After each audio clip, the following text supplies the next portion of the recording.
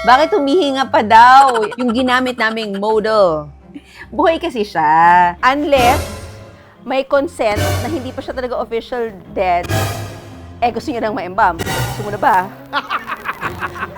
That's a very, very big problem. Hindi natin yun ginawa nang nandun tayo sa actual. Ang gusto lang naman natin kasing i-deliver doon ay yung mga paraan ng very, very light. Kasi kung gagamit na naman tayo ng cadaver, masyado na naman tayong seryoso, masyado na naman tayong baka yung mga ibang gusto nating makarinig ng ating mga isi-share na information, naku, matakot na naman. Hindi nga po kasi dapat katakutan ang mga ganitong sitwasyon. So, as much as possible, we are trying to make it light, but truthful ang mga sinishare natin. Okay, so sa mga nag-follow po at nakakita at nagtanong kung bakit siya buhay, or buhay pa ba siya hanggang ngayon, yes, buhay na buhay pa po siya.